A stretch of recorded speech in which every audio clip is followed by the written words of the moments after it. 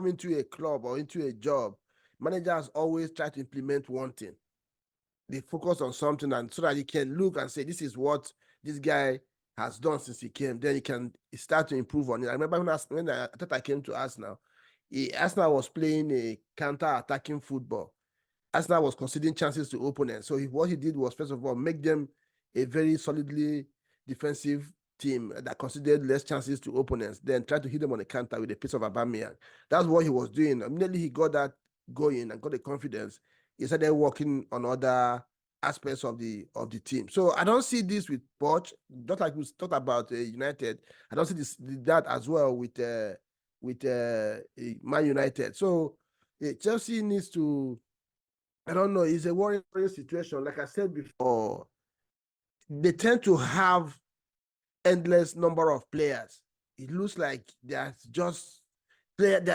always somebody somewhere that has not played 5 games, 6 games before a game. So I think he needs to I don't know, man. Wolves are home to Chelsea.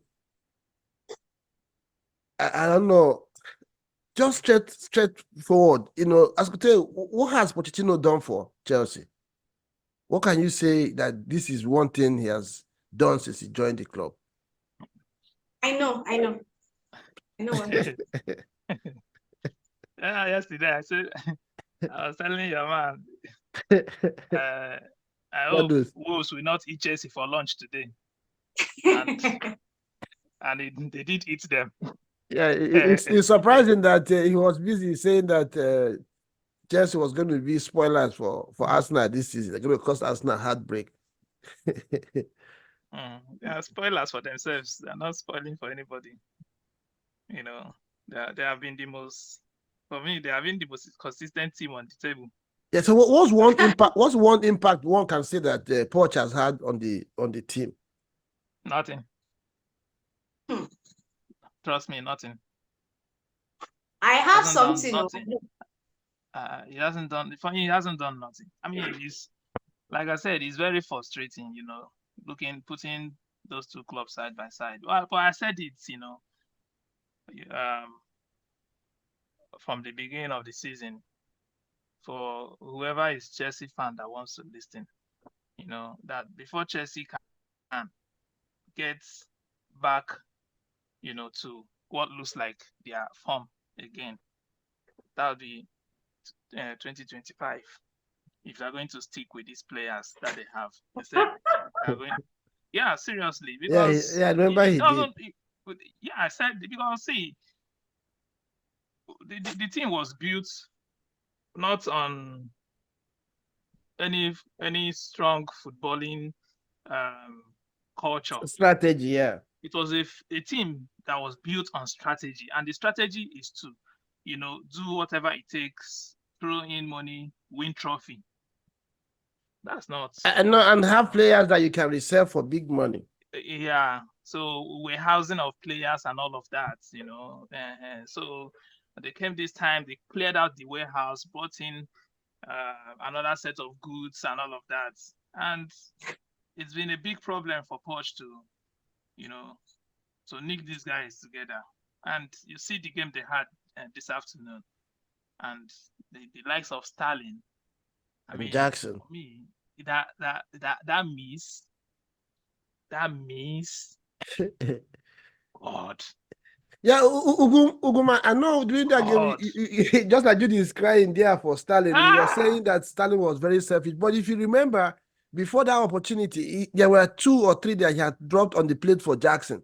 So I was thinking, was it saying, should I take this gamble again or just try to do my thing by myself? Because Jackson missed like 2 or 3 that he left for him on the plate. There was one, he could have used his left leg or just jab that ball to the before Ogum comes in, for me, it's when there's a moment that reflects the spirit of a team, that was the moment that shows what Chelsea is all about. That was the moment for me that encapsulates entire problem of the squad.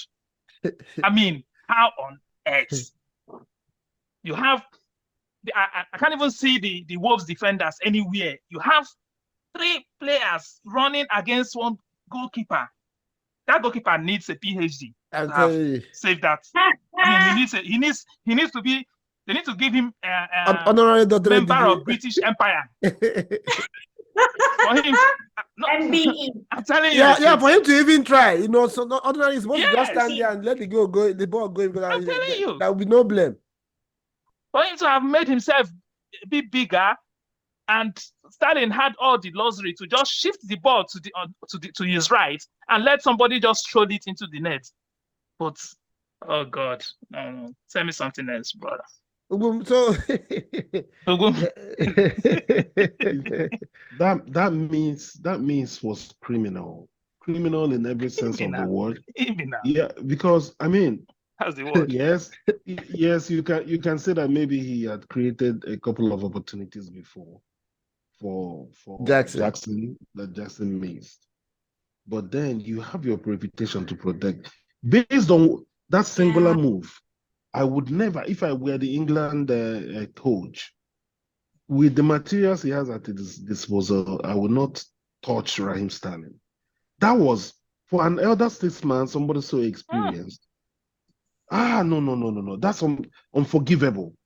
No matter what had happened before, okay. If something that they had missed the chances you created before, and you decide to take the chance yourself, you better score that goal. Bury it. Leave the issue with the coach. Let him worry about it. You better score that goal. If you miss it, please, there's no excuse for it. There's nothing you can say. Yeah, but the funny thing is that he was on the pitch at the end of that match. So like just that tells you everything now. That that's what Chelsea is about, because some coaches wouldn't leave him on that pitch after that miss. Eventually, especially after because I was wondering what he was still doing on that pitch. That is all they have. Everything. My life. Yeah, it's really. So, Ugum, let me ask you: Is Poch the man for the job? Let me go spiritual a little bit. I think it's Karma that's dealing with Chelsea. The Chelsea and their underhanded dealings and all the stuff that they've done over the years, warehousing players, buying players just because they had the money and they didn't want others to buy them, doing all that kind of stuff. It looks like they are being punished for it, honestly, because some of the things I'm seeing on the pitch, they have everything going well, and once they get to the final third, it's like there's some kind of divine stuff that happens, and they lose their heads. You know, look at someone like Modric. Mikhailo Modric. Even Palmer might disappear. I look at this player, man. I look at this player, and I'm like, this player has everything. His speed, he looks like he's not even stepping on the grass. Looks like he's just gliding on the grass. Yeah. With the speed that this guy has, his dribbling, skills, his balance on the ball, you can't believe that this guy has played almost a whole year, and you can count the number of goals he has scored on one hand. Or created. It's unbelievable.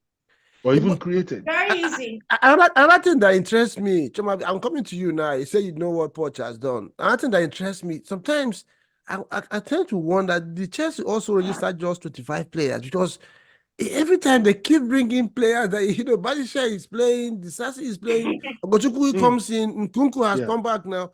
Sometimes I lose count of how many players that Poch has used this season, and still they don't get results. So, Chioma, let me ask you, is Poch the man for the job, and what has he done for Chelsea lately? Thank you so much for bringing this question to me. My answer is Poch is the man for the job. First of all, if you go and buy players, what billions? It's like when you want to start a poultry business. If you have done poultry before, it's not an easy job. You need to make sure, lay the foundations. So any player that Poch has, whether he was the one that bought or they bought for him, he is in a rearing club. This is the birth of another Chelsea academy. And that thing that he did for Chelsea is he has increased their hair products budget. If you check all the boys that he brought, they always have hair. So that means that there'll be more hair products in the dressing room. So budget has gone up. That is all he has succeeded in doing for Chelsea. So is he the man to bring them to wherever they think they are going. Just like Mr. Jude said, 2025 is the target. That's if they don't get relegated. But is he the man with, because if you ask me, there's no vision. The Chelsea, I remember Mourinho's Chelsea, that Sterling is going to leave that game. He will sit on that bench for more than four games. He won't come near that pitch.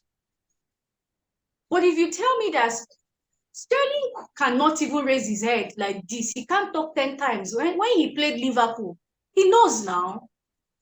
Sterling in Man City, like he knows what's at play. All of a sudden, he comes to Chelsea.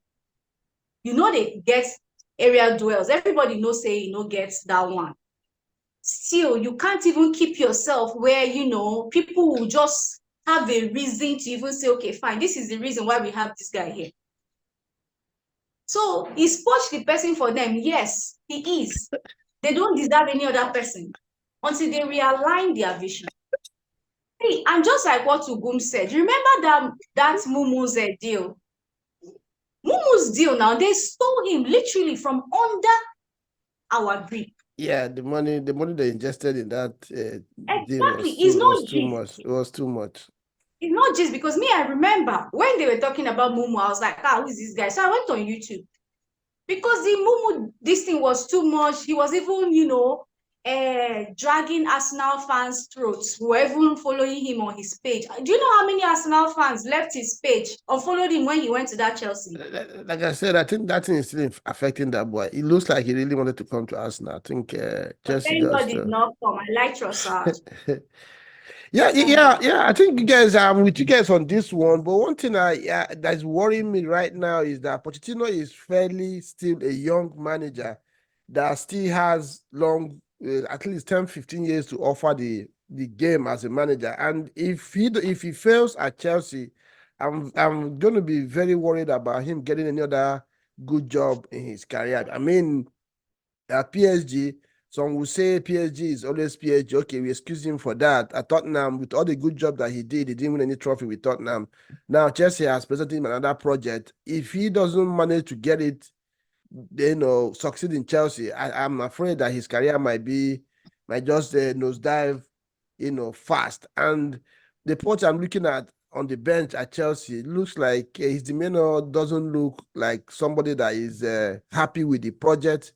I don't know what it is. Like Ugu mentioned, is either he didn't sign these players, or the players are not intelligent enough, or are not implementing his strategy or what he's teaching them on the training ground. And either ways, it doesn't look good for Chelsea. I know we say that it was always going to be a project that would take some time to come to, look good. But like I have insisted, when you come into a club or into a job, managers always try to implement one thing.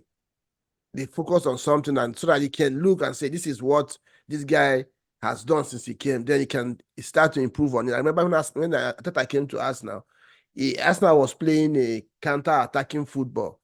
Arsenal was conceding chances to opponents. So what he did was, first of all, make them a very solidly defensive team that conceded less chances to opponents, then try to hit them on the counter with a piece of Aubameyang. That's what he was doing. Immediately he got that going and got the confidence, he started working on other aspects of the team. So I don't see this with Poch, just like we talked about United. I don't see that as well with Man United. So Chelsea needs to, I don't know, it's a worrying situation. Like I said before, they tend to have endless number of players. It looks like there's always somebody somewhere that has not played 5 games, 6 games before a game. So I think he needs to I don't know, man. I don't know how. It's called stock rotation. In inventory, we call it stock rotation. FIFO. Yeah, first in, first out. When you have a warehouse of stock. Yes, stock rotation. That's another grow book. But like I said, okay, at some point as a manager, you need to bail yourself out. Forget about the club. Yes, pardon me. Forget about the club. Try to rescue your own reputation. I remember team coaches like Conte, as annoying as they can be, at some point they go for their own glory. They don't care about the club anymore. So sit down and fashion out something that will say, okay, this is what you did when you came here. Whether you worked or did not work, somebody can say, okay, this is what you tried to do. But the club or the players did not help you achieve it. But at this point, Poch is as incapable as the players. It looks like he doesn't have a plan. He's just trying to do something. It's not working. Sometimes you see him sitting on the bench and look lost. Look disconnected with the team. I mean, your team is struggling. Chelsea is creating. Look, I looked at their stats. Do you know that Chelsea has scored 19 goals? 19 goals and conceded. Let me see. They scored 29 goals and conceded 28 goals. What kind of team? What kind of team is that? That's why they are consistent where they are on the table. You know what I'm saying? He scored 29 goals and conceded 28 goals. So he's no movement. Yeah. When I saw that start today, I was like, no.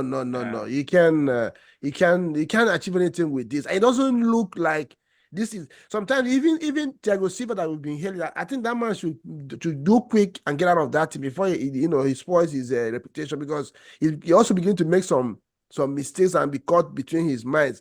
Today there was one is it Disasio? Yeah. I don't know what that guy was thinking about. I think it's just crazy with Chelsea right now. Like Ogum said, it probably is the sins of the past that's catching up with them. They really need to. Style. Yeah. So that's that for that. Then